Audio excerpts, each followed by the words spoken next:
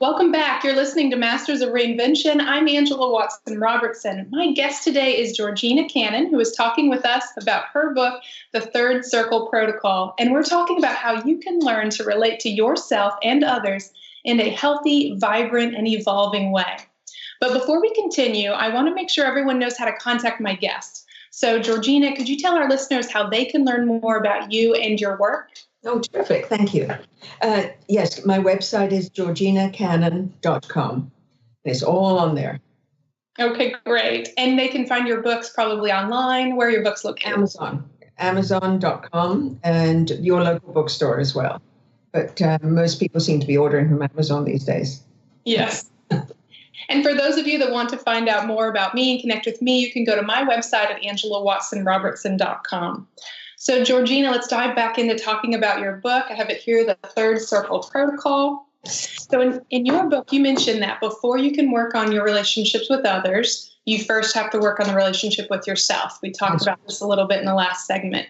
Mm-hmm. So let's talk a little bit more about how one does that exactly. And tell me a little bit more about when a client comes to you and says, you know, I'm having all these issues in all these relationships, how you may redirect that person to work on themselves. Well, it's interesting because some human resources people send people to me who are excellent at their job, but they have a hard time working as a team, for instance, or they're not very helpful to people working under them.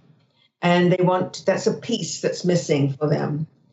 So we really, again, start working on themselves. So I want to understand for them, what is it that makes you you? What are the 3 buttons that you have very high on you that people can push? So is it I'm not good enough button? Is it the I'm stupid button?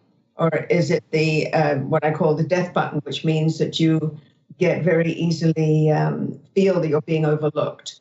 And if someone says something to you and you react instead of act, then you need to separate out from that. And I work with them around that protocol because that's a big one in business. You know, someone can walk past you in the corridor and not say good morning, and you take it as an affront. Mm-hmm. I'm not good enough. They don't think I'm worth saying hello to. And all of these stories we tell ourselves in our head. But if you have done your homework about understanding what your values are, and again, if it's respect or kindness or to be heard or whatever yours are, and you're not living them, that's when that sort of reaction can come through. Because if you do respect yourself, you might say, that's interesting. Jim didn't say good morning. I wonder what's up with him. You wouldn't say, what have I done? Right? It's a big difference. Okay. And for our listeners that may be asking this question, how might someone know if they do need to work on the relationship with themselves? You know, are there some signs and symptoms that might show that, hey, you should probably look inward and focus on yourself before you look externally and start working on your relationships with others? Well, we all live in patterns, and not all patterns are good patterns. So if your relationships, one after another, are not good, you can't keep a job for one reason or another. You can't keep friends. They come and go out of your life. I'm not talking about friends who disappear after 15 or 20 years. I'm talking about people who stay with you for a few months and move on, and it's a habit, it's a pattern. Then you need to look at the source, which is you, and find out why you don't have a relationship with yourself. What is it that's not connecting? What is it where people don't feel valued or don't feel heard? What is it about your relationships with people socially and in business? Because we take ourselves everywhere we go. It's important to remember that. So if the root of the cause is not working, then everything else will not work either. So the root of the cause is you. So let's get to you and let's find out how we can get you comfortable in your skin, knowing who you are and how you are, the good, the bad, and the ugly. We have to appreciate it all and understand it all. Then you can move forward and you'll feel more safe. So if you feel safe in your skin, you'll be kinder to everybody else, more allowing. And the whole thing of more allowing is interesting because we want people to take us the way we are, right? We say, I am who I am. And yet we don't take people who they are. I always find that very amusing. Yes. Yeah. You know, So I'm quirky. I'm what this, I'm that. And that's who I am. Well, so are they. So is this person. Yes, but, well, there's no yes, but. We either take ourselves the way we are and we take them the way they are. What's wrong with that?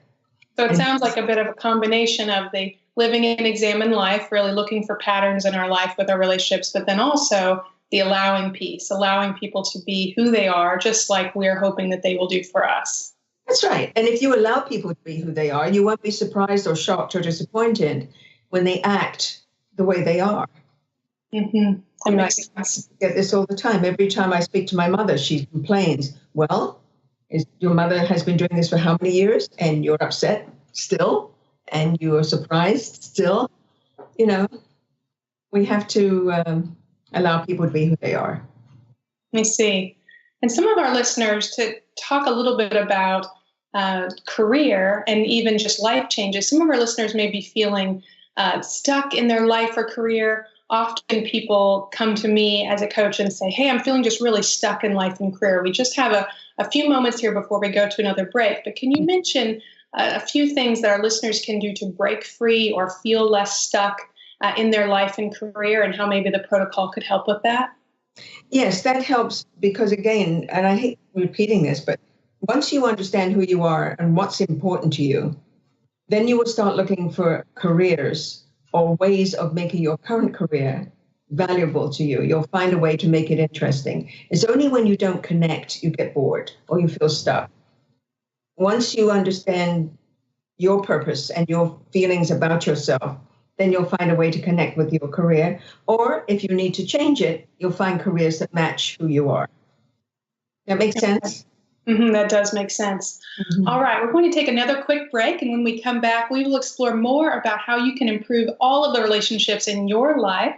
You're listening to Masters of Reinvention with Angela Watson Robertson and my guest, Georgina Cannon, the author of Third Circle Protocol. Stay tuned. We'll be right back. Thank you.